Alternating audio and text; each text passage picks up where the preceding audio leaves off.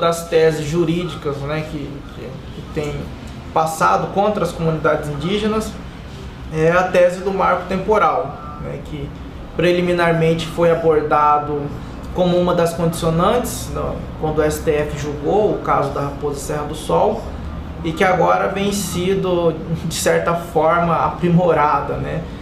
E no caso de Mato Grosso nós temos dois casos específicos que foi aplicado o mesmo marco temporal, que é a terra indígena Limão Verde, que é uma terra terena, e a terra indígena Guirarocá, que é uma terra kaiowá, né, localizada lá em Dourados.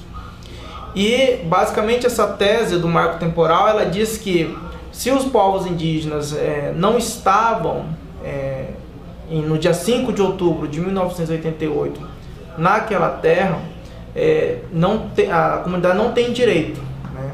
Eu sei que é uma tese absurda, né? Porque como nós sabemos, por exemplo, várias comunidades indígenas aqui no estado não estavam em seus territórios tradicionais porque foram alvo de expulsão, foram alvo de esbulho.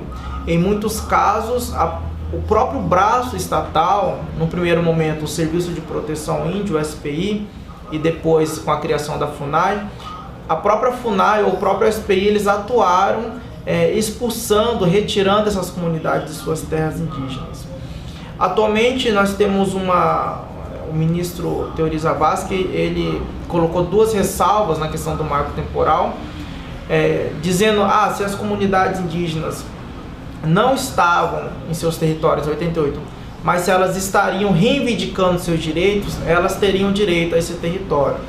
Nós entendemos também que essa tese não deve vingar, que é uma tese mais relativa, porque nós sabemos que até em 88, os povos indígenas eles eram tratados, né, pela legislação brasileira como incapazes para a prática do ato civil. Então não teria como as comunidades indígenas estarem defendendo seus direitos se a elas não era reconhecido a capacidade de estarem defendendo seus direitos.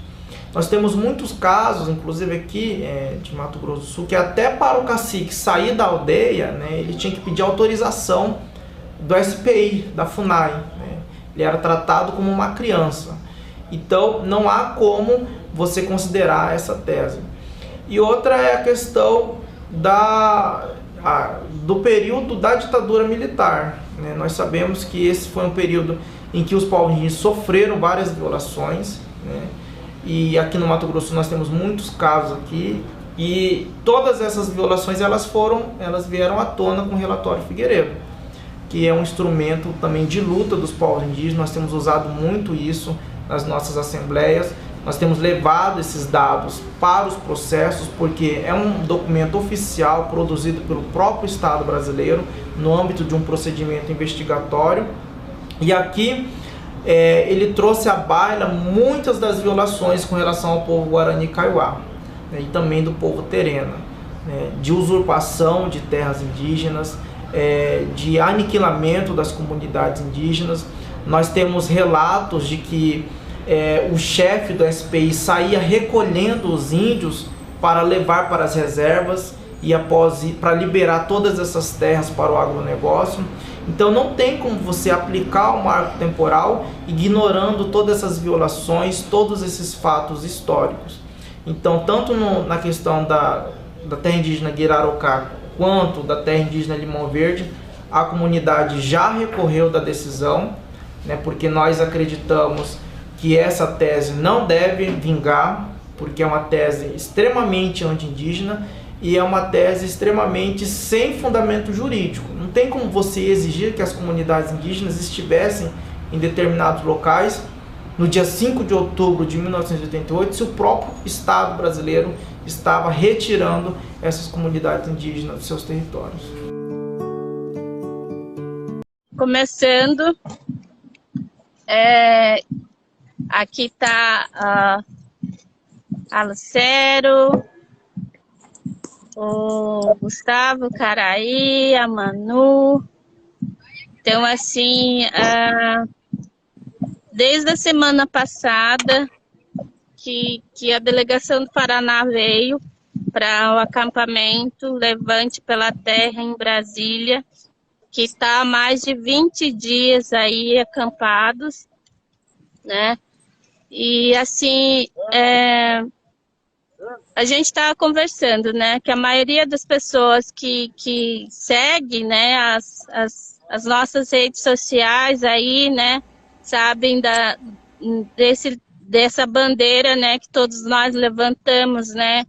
Então, assim, tanto eu quanto os alunos, né, que eu dou aula, eu e o Gustavo, a gente dá aula de Aru, né, Aru, que é a gente ensina, né, a gente busca, né,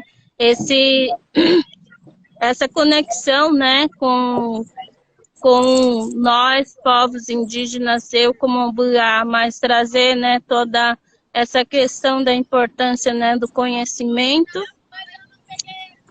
do entendimento e dessa conexão que a gente tem, né, com esse mundo. Então, assim, a gente está, né, desde do início, trazendo bastante, né, de qual forma que eu acredito que o Gustavo Carai, que os alunos que estão, né, com a gente hoje, de qual forma que a gente pode estar, né, apoiando, fortalecendo esse movimento dos parentes, né, das lideranças, né, que estão aí à frente dessa luta, né, a luta pelo direito à vida, que depende das nossas terras, né, de muitos territórios aí que foram e estão sendo tirados, né, então, assim, esse não ao PL 490 é vital para que toda a população não indígena também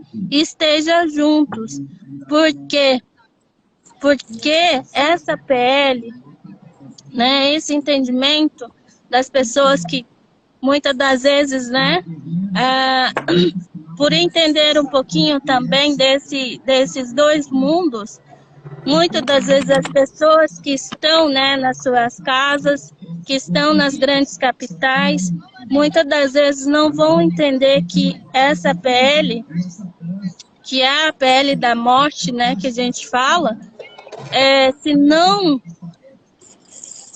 apoiar também, você que está em casa, pode achar também que não vai chegar a você, mas vai com certeza. Por quê?